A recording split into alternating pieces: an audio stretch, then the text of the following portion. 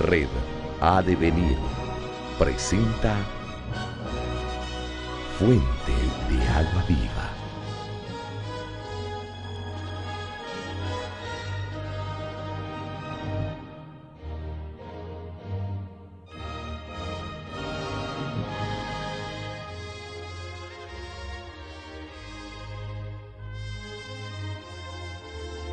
Un ancla inmutable.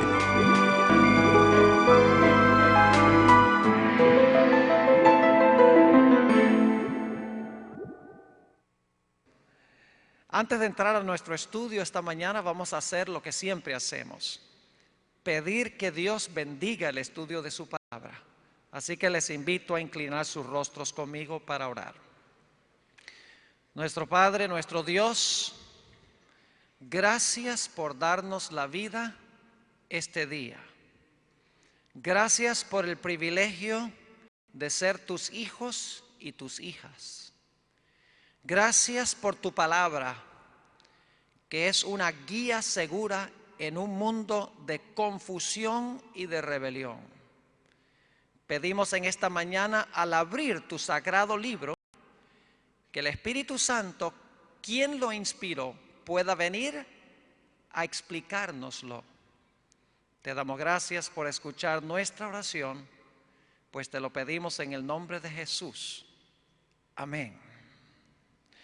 Vamos a comenzar nuestro estudio esta mañana en Génesis, el capítulo 2 y el versículo 7. Y como se pueden dar cuenta, el título del tema es La hora del juicio divino. Ahora, los que estuvieron anoche, hablamos del concepto global del juicio en la Biblia. Nos dimos cuenta que el juicio básicamente tiene tres etapas o tres fases. Tiene una etapa antes de la segunda venida de Jesús, tiene una etapa durante el milenio y tiene otra etapa después de los 1000 años. Es decir, el juicio no es un evento, es un proceso. Es un proceso largo que dura siglos y siglos.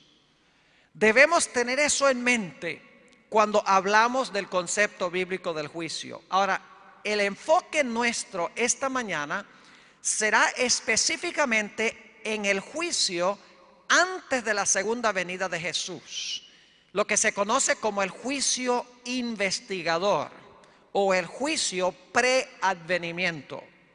Ese es el juicio que se menciona en Apocalipsis 14:7, donde dice: temed a Dios y dadle gloria, porque la hora de su juicio ha llegado.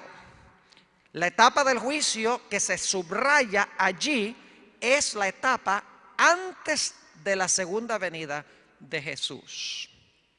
Génesis 2 y el versículo 7 habla de la creación del hombre, y algunos que han sido adventistas durante muchos años van a decir: ¿por qué el pastor Bor va a hablar del juicio y lee un versículo que tiene que ver con el estado de los muertos, con la composición material del hombre?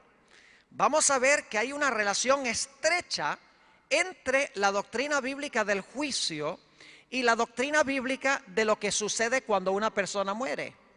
Son inseparables estas dos doctrinas, la del juicio y la del estado de los muertos. Y eso lo vamos a ver claramente en nuestro estudio de esta mañana. Y es vital que lo comprendamos. Es muy significativo e importante comprender qué pasa cuando una persona muere. Porque la Biblia nos dice que en los últimos días Satanás va a usar el espiritismo, cuyo fundamento es la idea de la inmortalidad del alma, para engañar a la mayoría de los seres humanos. Así que es importante que sepamos del juicio y sepamos muy claramente lo que la Biblia enseña en cuanto al estado del hombre en el periodo interino de la muerte. Dice en Génesis 2:7: entonces Jehová Dios formó al hombre del polvo de la tierra. Es decir, físicamente el hombre está compuesto de polvo. Dios hizo piel, Dios hizo músculos, Dios hizo órganos, Dios hizo huesos. Es decir, el polvo de la tierra lo usó Dios para hacer la composición fisiológica del cuerpo humano. Pero aún después que Dios hizo el cuerpo humano, era un cuerpo perfecto, era un cuerpo hermoso, pero era un cuerpo sin vida. No podemos decir que estaba muerto, porque no había muerte, pero era un cuerpo que estaba sin vida, faltaba algo. Y por lo tanto sigue diciendo en el versículo 7, entonces Jehová Dios formó al hombre del polvo de la tierra y alentó en su nariz, es decir, sopló en su nariz aliento de vida. Es decir, Dios le dio a ese cuerpo la capacidad de respirar, le dio la energía vital, y ahora ese cuerpo que estaba inerte, que estaba sin vida, vive y empieza a funcionar el cuerpo. Los ojos empiezan a ver, los oídos empiezan a oír, empieza a funcionar el tacto, empieza a funcionar el gusto. Es decir, los 5 sentidos del cuerpo humano empiezan a funcionar asimilando información del medio ambiente. Es decir, el hombre está compuesto de polvo físicamente, más la energía vital, la respiración, es igual a la persona. La Biblia llama al alma, la persona, mejor dicho, la Biblia llama un alma. Note la última parte del versículo 7. Entonces Jehová Dios formó al hombre del polvo de la tierra y sopló en su nariz aliento de vida, y fue el hombre un ser viviente, o como dicen otras versiones, un alma viviente. Es decir, todos nosotros somos almas, somos personas, somos seres vivientes. Ahora quiero que noten que la persona se compone de cuerpo físico, de polvo y de la energía vital que Dios nos ha concedido. Ahora, Adán, cuando fue creado, no tenía la misma individualidad, personalidad, identidad personal que tenía cuando murió, cuando tenía 930 años.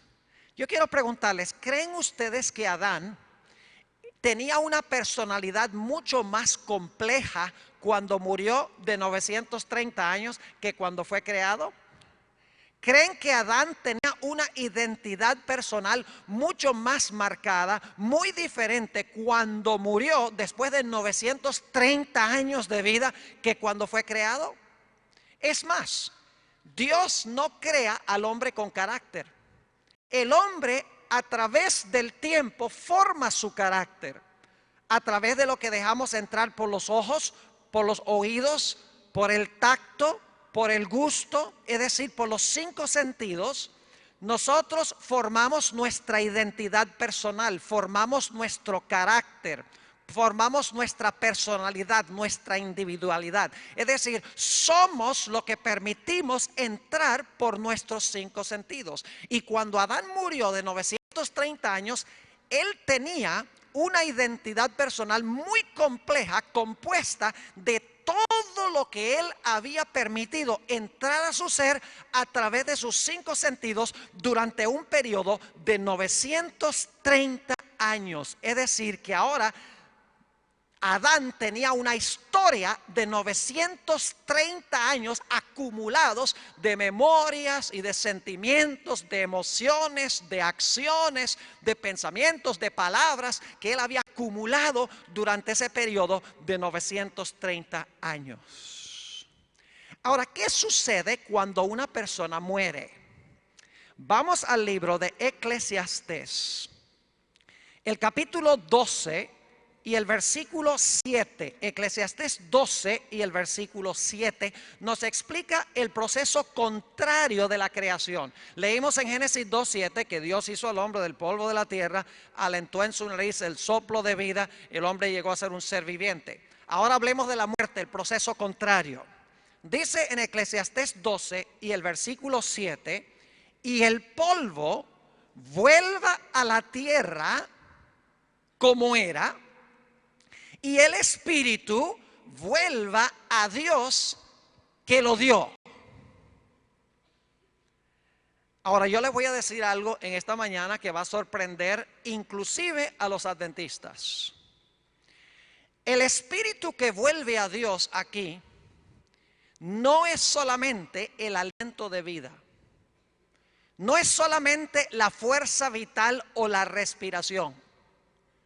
Hay algo más que vamos a ver nosotros en nuestro estudio de esta mañana que tiene que ver con esta palabra espíritu. Ahora, no se asusten los que han sido adventistas durante muchos años, porque no voy a compartir con ustedes herejía. Todavía creo en el estado de los muertos como enseña tradicionalmente la iglesia adventista, pero creo que hay algo más que no hemos subrayado y no hemos visto de una forma clara. Ahora, fíjense lo que sucede en el momento de la muerte.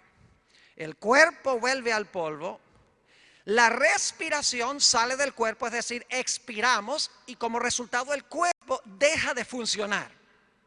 Pero ahora les voy a hacer una pregunta que probablemente nadie les ha hecho jamás. ¿Qué sucede? Hablemos del caso de Adán.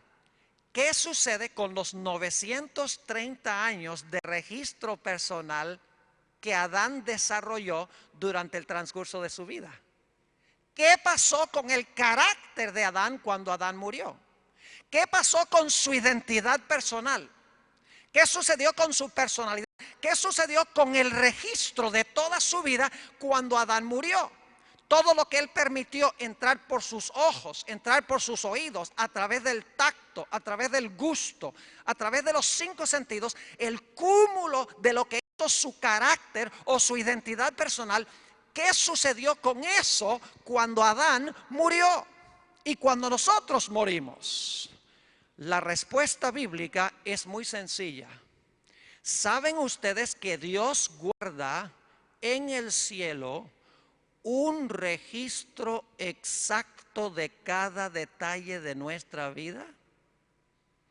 Cada instante de nuestra vida, cada palabra, cada acción, cada emoción, cada motivo, cada pensamiento, a medida que va sucediendo, Dios registra eso en lo que la Biblia llama los libros celestiales. Es decir, Dios tiene en el cielo una fotocopia de cada ser humano.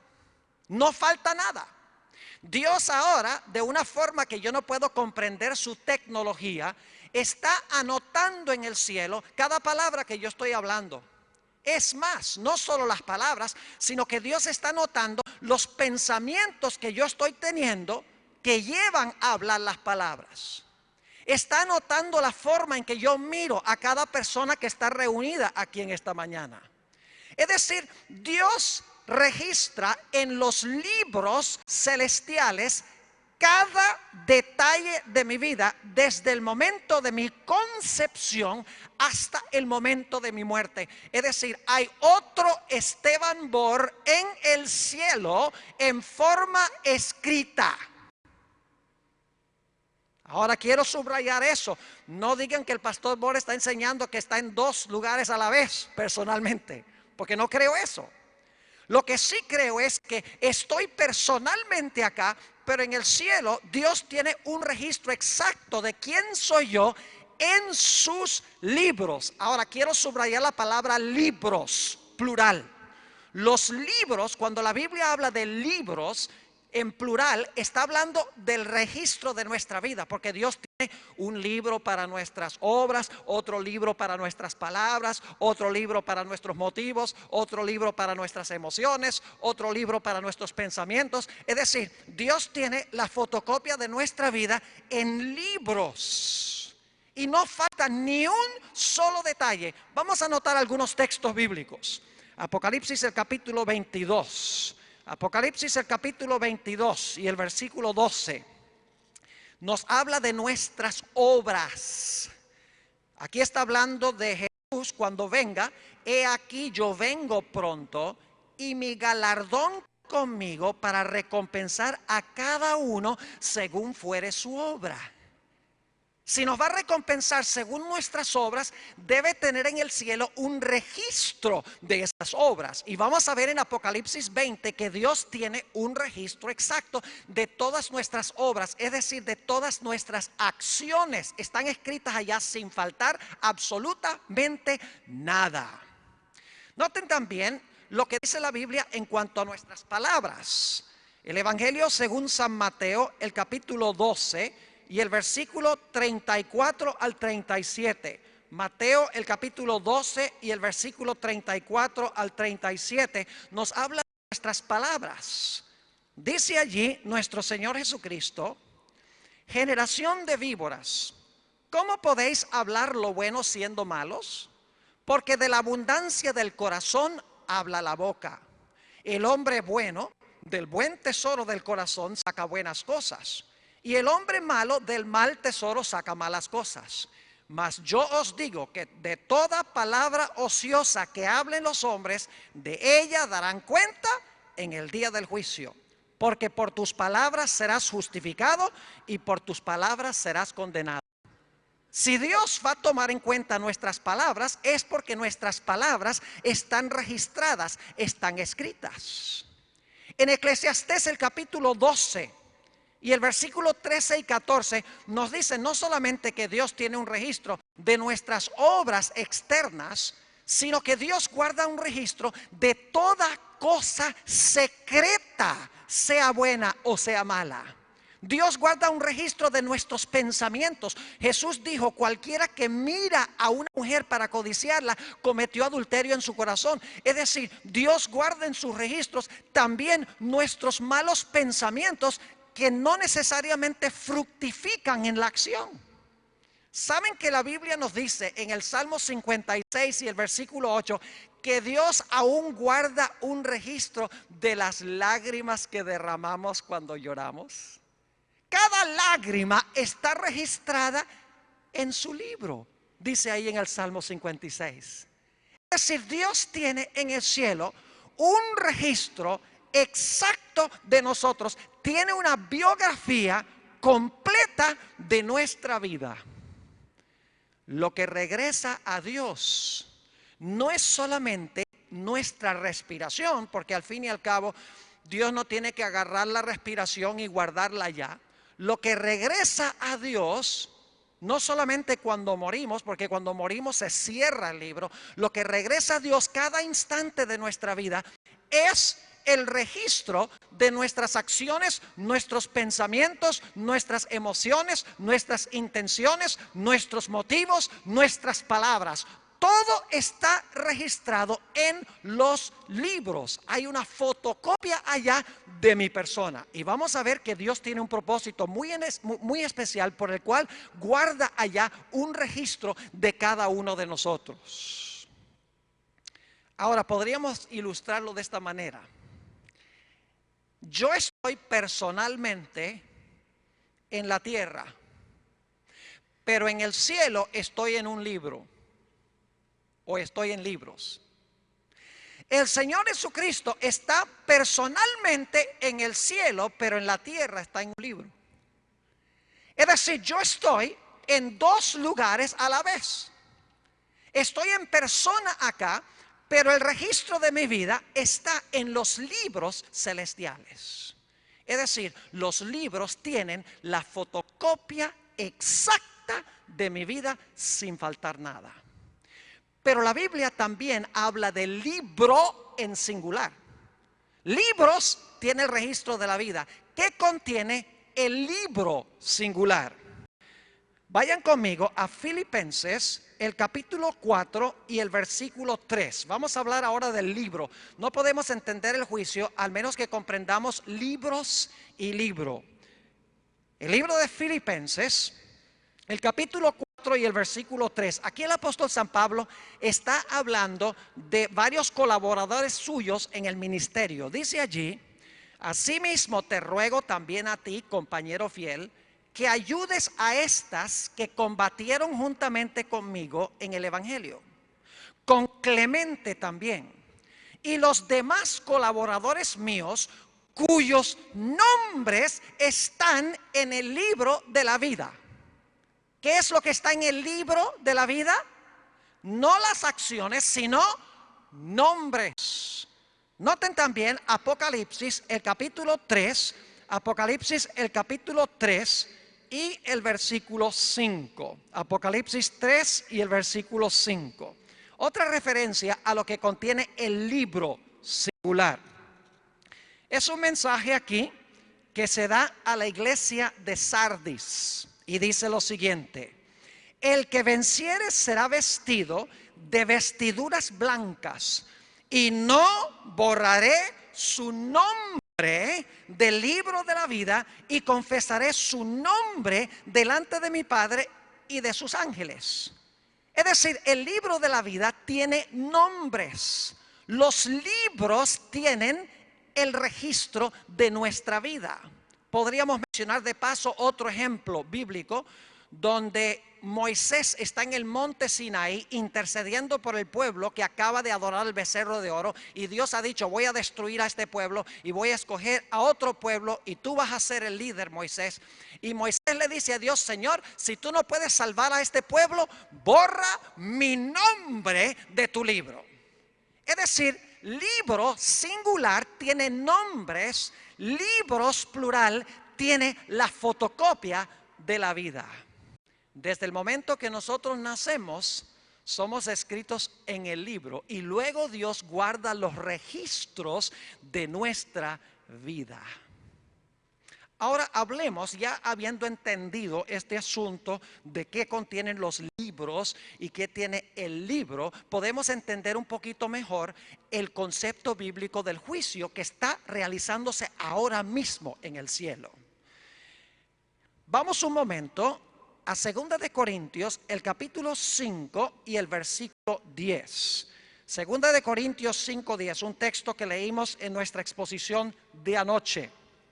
Dice: porque es necesario que todos nosotros comparezcamos ante el tribunal de Cristo, para que cada uno reciba según lo que haya hecho mientras estaba en el cuerpo, sea bueno o sea malo.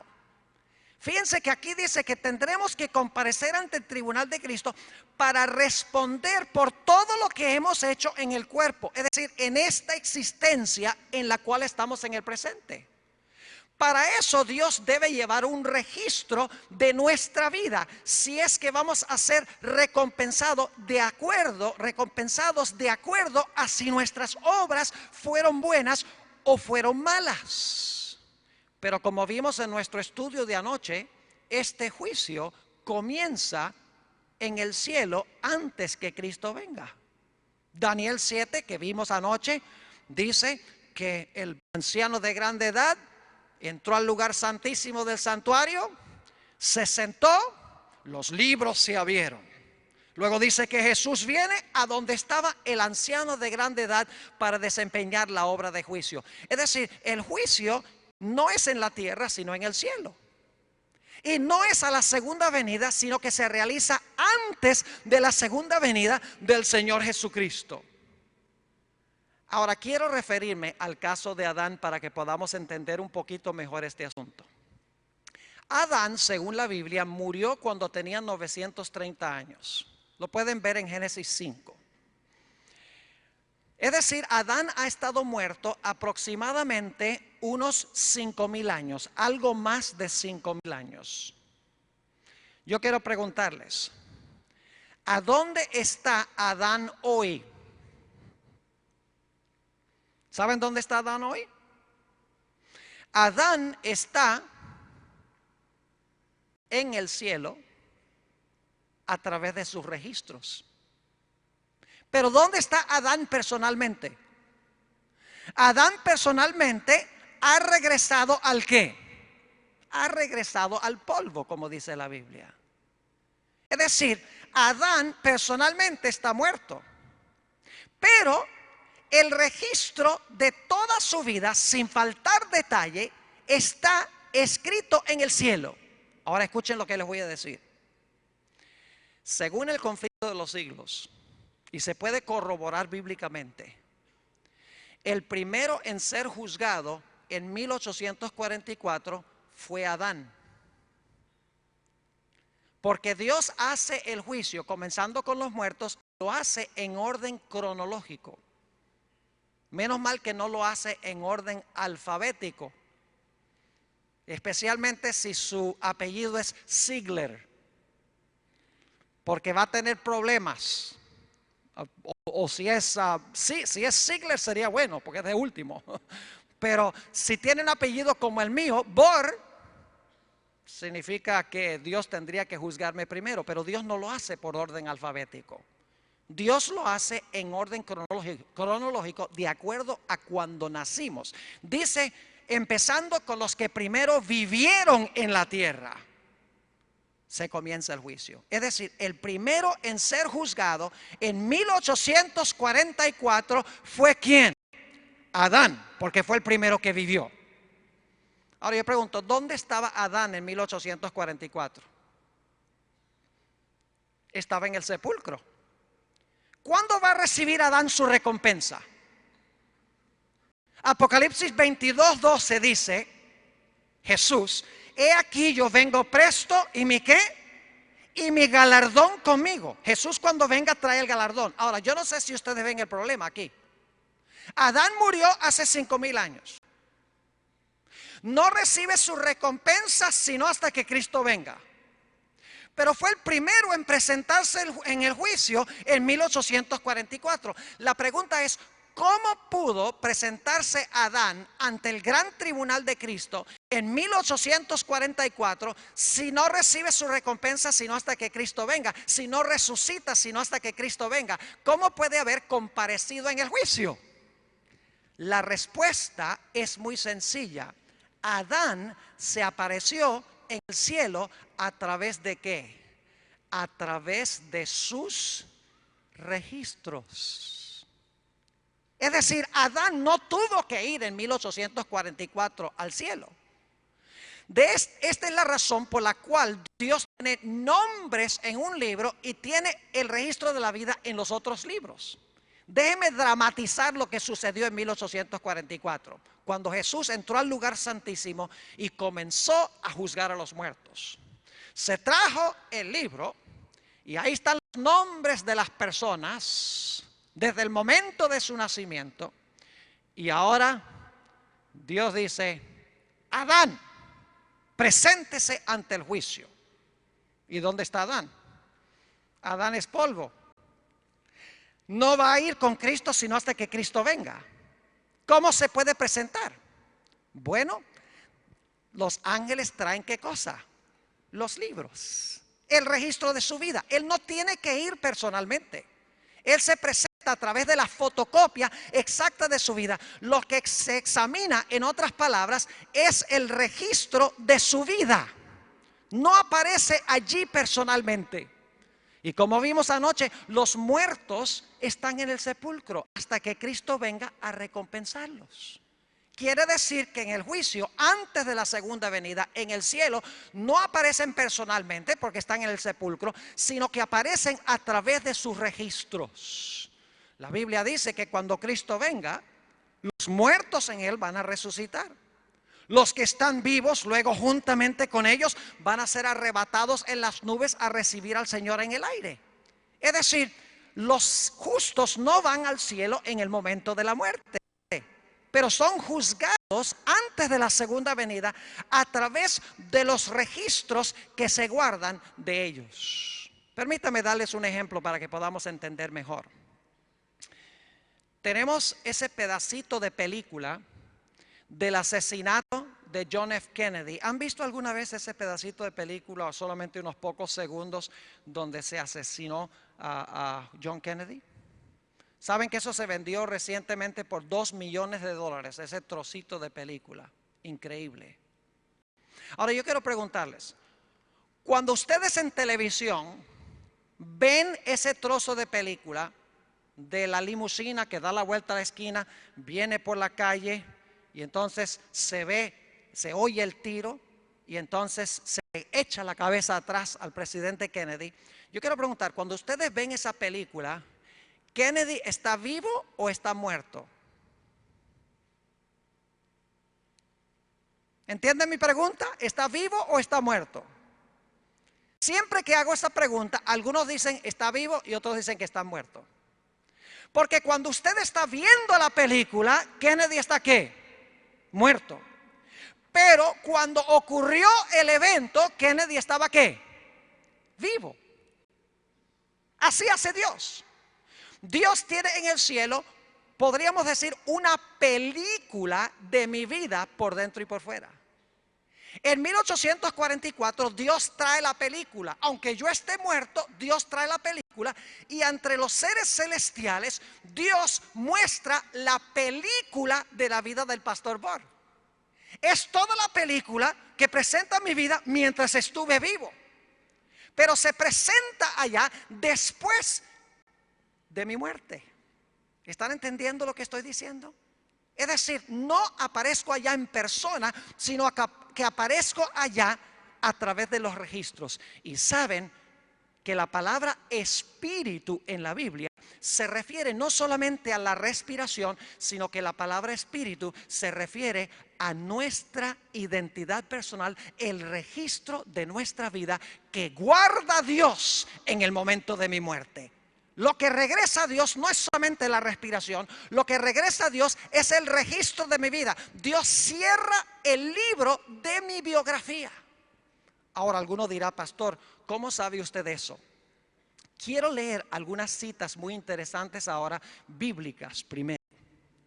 Hechos el capítulo 8 y el versículo 55. Lucas, y después vamos a Hechos. Lucas el capítulo 8 y el versículo 55. Quiero que noten algo muy interesante aquí. Y debo decirles que ya cumplí 53 años y a veces me fallan los ojos y leo mal. Así que si leo mal, por favor, corríjanme. Lucas 8 y el versículo 55. Está hablando de la resurrección de la hija de Jairo. Y fíjense lo que declara. Y vamos a empezar en el versículo 52 para el contexto. Dice, y lloraban todos y hacían lamentación por ella. Pero él dijo, no lloréis, no está muerta, sino que duerme. Y se burlaban de él sabiendo que estaba muerta. Mas él, tomándola de la mano, clamó diciendo, muchacha, levántate. Y ahora escuchen esto, escuchen con atención. Entonces el espíritu volvió. ¿Es eso lo que dice? ¿Dice eso? Entonces el espíritu volvió e inmediatamente se levantó y él mandó que se le diese de comer. No dice el espíritu le volvió, dice entonces su espíritu volvió, el de ella, el que le pertenecía a ella. Yo quiero preguntarles esto. Cuando Dios le devolvió la respiración a esa niña y ella se despertó, ¿creen que recordó a sus padres?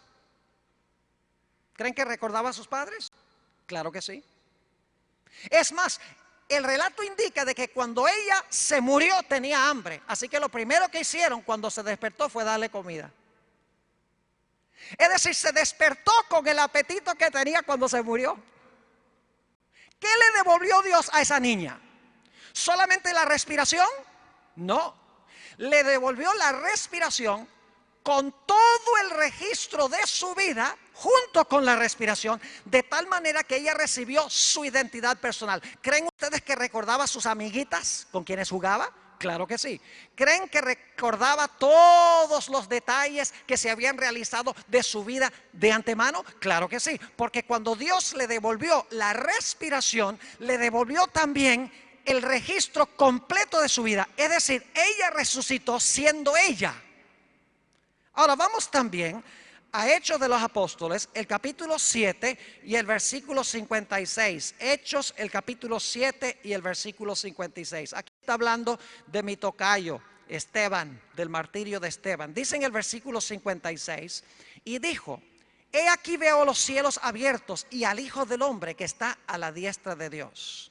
Entonces ellos, dando grandes voces, se taparon los oídos y arremetieron a una contra él. Y echándole fuera de la ciudad, le apedrearon. Y los testigos pusieron sus ropas a los pies de un joven que se llamaba Saulo. Y apedreaban a Esteban mientras él invocaba y decía, Señor Jesús, recibe el Espíritu. ¿Eso es lo que dice? ¿Recibe el Espíritu? No.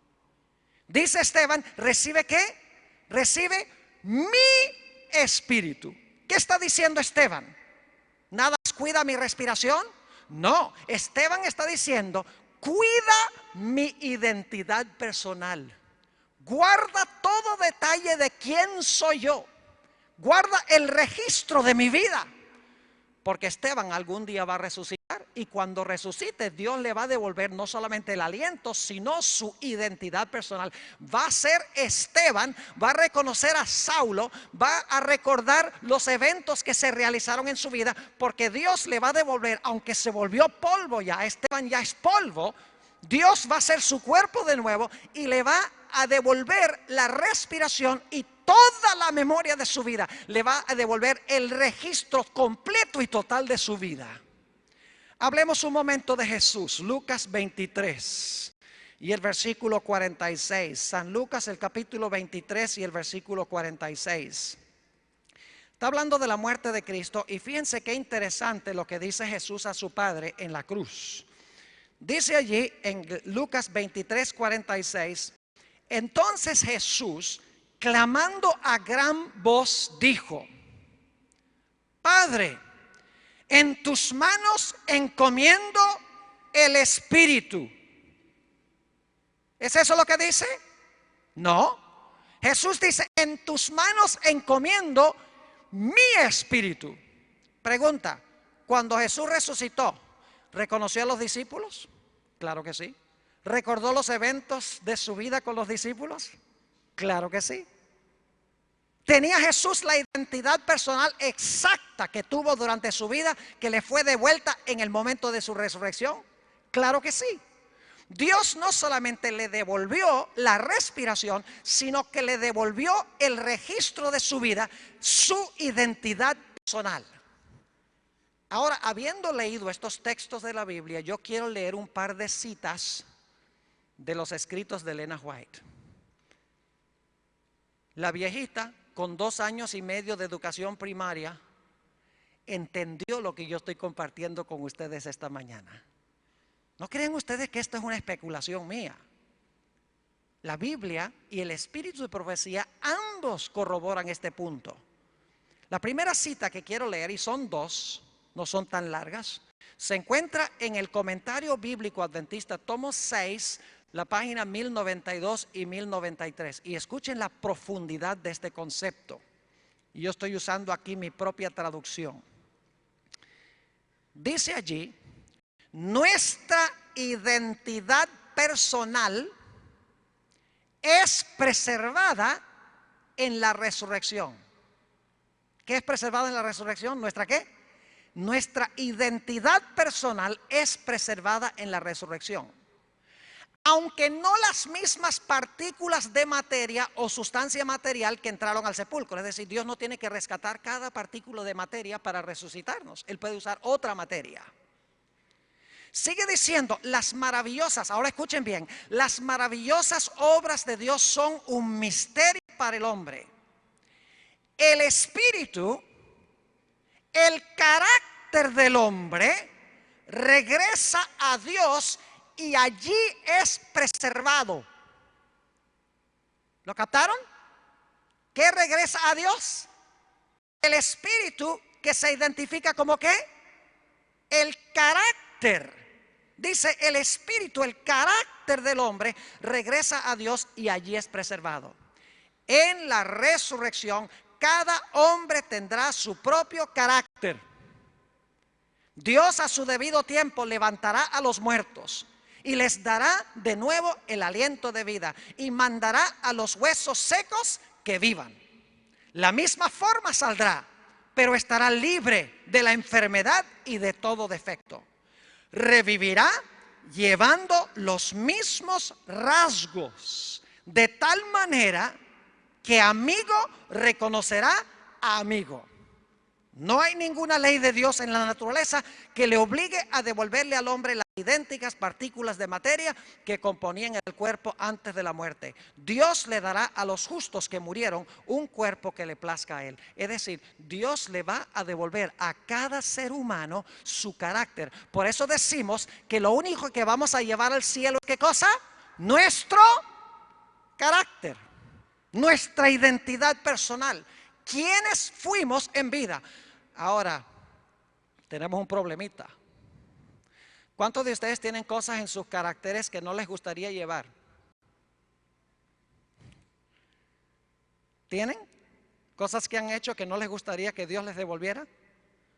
Yo tengo muchas. ¿Y qué va a pasar con todo eso? Si Dios nos va a devolver exactamente lo que fuimos en vida, ¿qué pasa con todas esas cosas malas que hicimos? Con los malos rasgos de nuestro carácter. Guarden esa pregunta porque va a ser nuestro último punto. Ahora, la segunda cita que quiero leer es Conflicto de los Siglos 7:22. Y aquí está hablando de los impíos que están fuera de la santa ciudad, de la Nueva Jerusalén.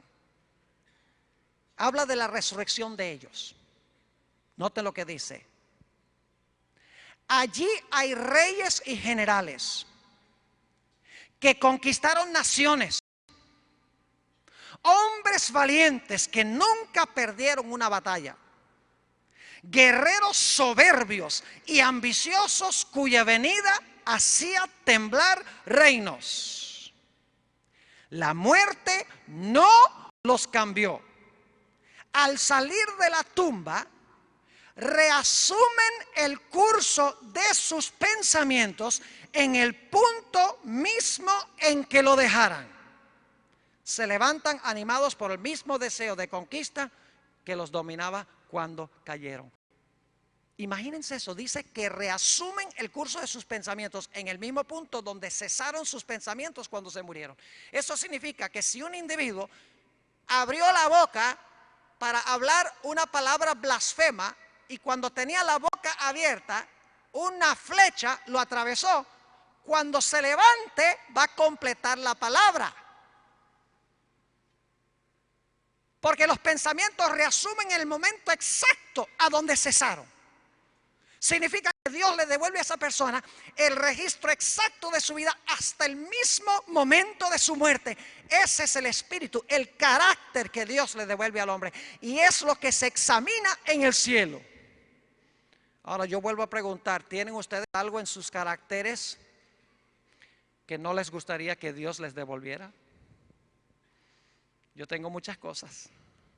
¿Y qué pasa con eso? ¿Qué pasa con los que murieron en Cristo? ¿Les va a devolver Dios también todas esas cosas negativas de su carácter? He guardado las mejores noticias de último. Solamente podemos entender este asunto que les acabo de mencionar desde la perspectiva del santuario. Escuchen bien lo que les voy a decir y lo voy a sintetizar. La Biblia enseña que cuando nosotros confesamos nuestros pecados, Dios es fiel y justo y nos perdona nuestros pecados.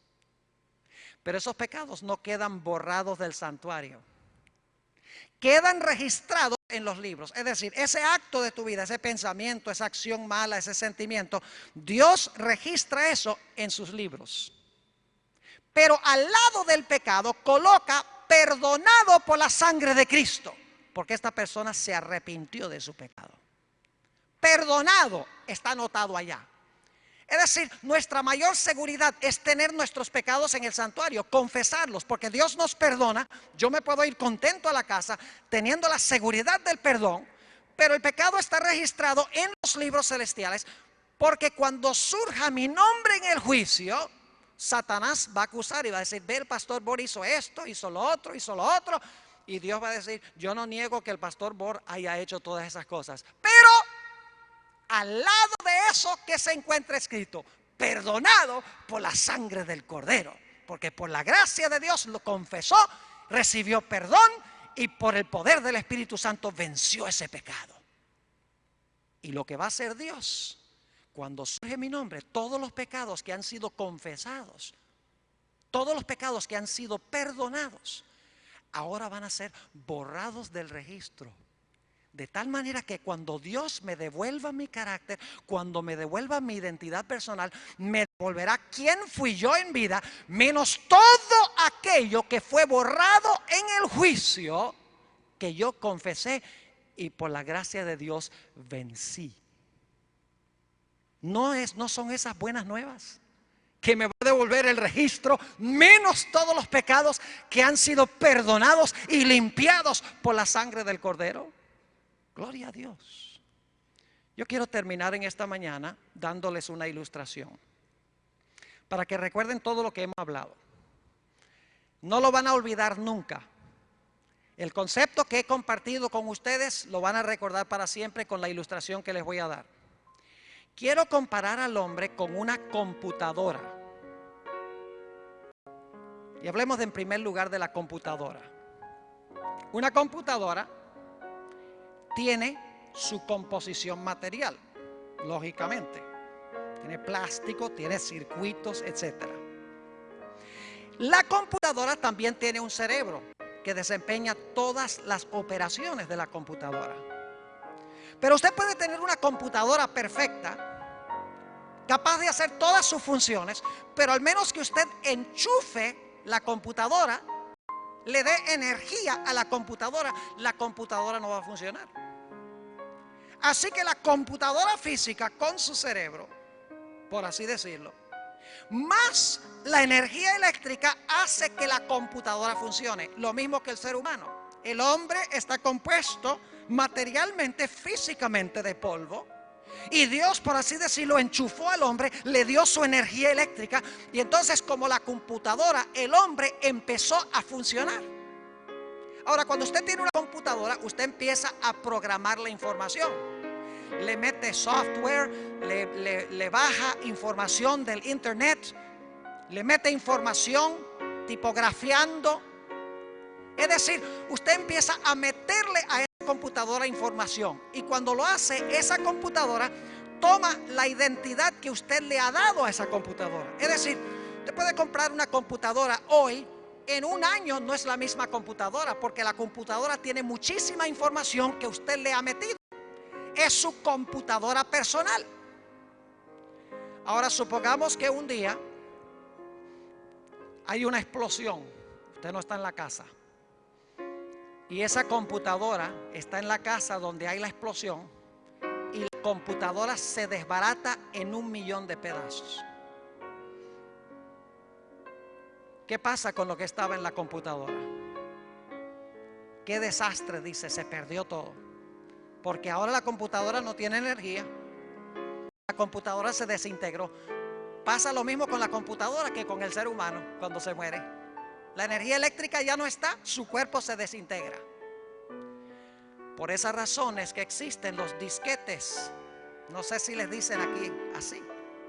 A medida que ustedes van trabajando en la computadora y metiendo la información a la computadora, ustedes guardan lo que le meten a la computadora en disquetes. Van guardando la identidad de la computadora, por así decirlo, en los disquetes. Porque saben que algún día algo puede pasar con la computadora y se perdería todo. Así que a medida que usted le va metiendo información, va transfiriendo todo a los disquetes y en un lugar seguro usted guarda los disquetes. Así que cuando la computadora se desenchufa y se desintegra y se destruye, usted dice no hay ningún problema porque yo tengo la identidad de la computadora en los disquetes. Yo pregunto, ¿puede usted comprar otra computadora? Ir al almacén, inclusive comprar una computadora más poderosa y luego tomar los disquetes y meterle la misma información a esa computadora que tenía la primera. Ustedes saben que sí. Es decir, la información en los disquetes se puede meter en una nueva computadora para que la nueva computadora tenga la identidad personal de la primera computadora. Así hace Dios con nosotros. Dios sabe que algún día, al menos que Cristo venga mientras estemos vivos, vamos a ir al polvo, nos vamos a desintegrar, vamos a quedar desenchufados de la corriente eléctrica de Dios. Pero Dios guarda, por así decirlo, nuestra identidad en disquetes. Porque algún día Él va a regresar, nos va a resucitar, nos va a dar un cuerpo mucho superior a lo que teníamos. Y nos va a devolver la información que Él ha guardado en sus libros. Nos va a devolver el carácter o nuestra identidad personal. En el juicio celestial lo que hace Dios, dice, bueno, Esteban Bor, traigan los disquetes. Y entonces, y estoy dramatizando para que puedan entender, los seres celestiales ven todo el registro de la vida del pastor Bor en los disquetes. Y aparecen esos pecados ahí en los disquetes, pero pecados que han sido confesados y perdonados. ¿Y saben lo que hace Dios al pasar mi nombre en los disquetes? hay un botoncito que dice borrar. Y por lo tanto Dios ahora, cuando esas partes del registro de mi vida que por la gracia de Dios han sido perdonadas, Dios, ¿qué hace? Las borra. De tal manera que cuando me devuelva la identidad que está en los disquetes, me va a devolver todo aquello que fue mi vida, menos los pecados que por la gracia de Dios han sido perdonados y vencidos en la vida. Por eso el primer ángel dice: temed a Dios y darle gloria y adóralo, porque la hora de su juicio ha llegado. La hora de examinar tu vida ha llegado. La hora de ver lo que está en los disquetes ha llegado. Y Dios quiere que nosotros pasemos victoriosamente por el juicio. Por eso nos da las condiciones bajo las cuales podemos nosotros pasar victoriosamente el juicio, aceptando el evangelio eterno de la salvación a través de Jesús, manifestándolo en nuestra vida, en nuestras obras, temiendo a Dios, dándole gloria y adorando a aquel que hizo el cielo, la tierra, el mar y las fuentes de las aguas. Jóvenes y señoritas, lo único que vamos a llevar al cielo es nuestro carácter. Que Dios nos ayude a formar un carácter a semejanza del bello carácter de Jesús. Si tienes algún pecado en tu vida que estás acariciando, confiésalo. Pídele al Señor que te dé la victoria sobre ese pecado, para que en tu disquete en el cielo se pueda escribir perdonado.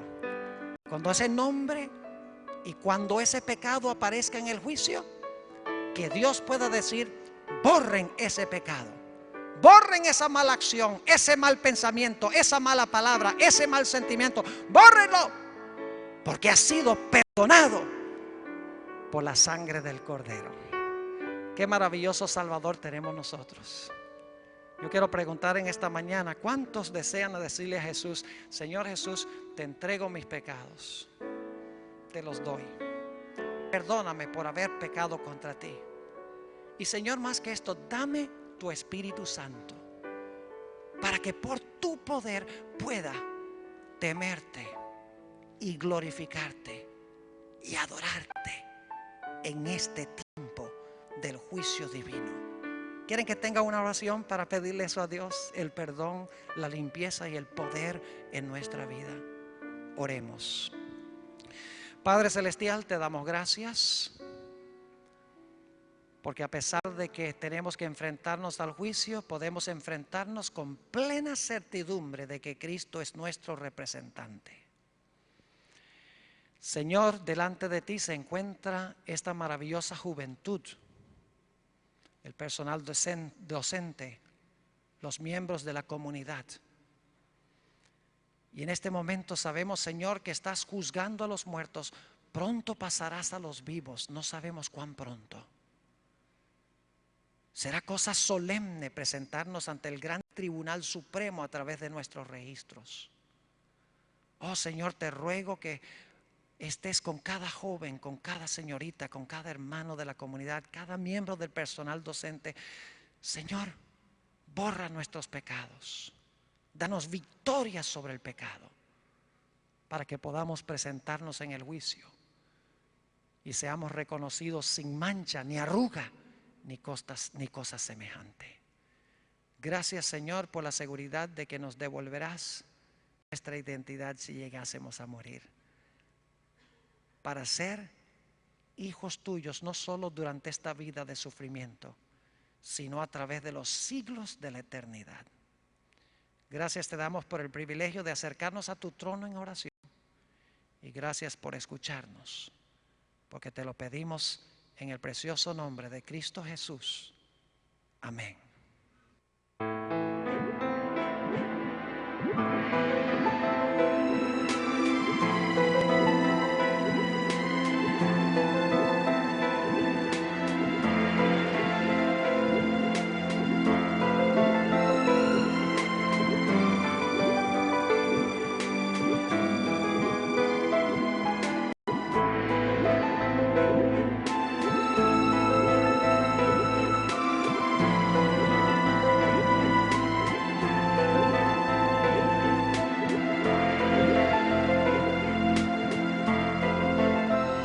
Usted disfrutó de Fuente de Agua Viva.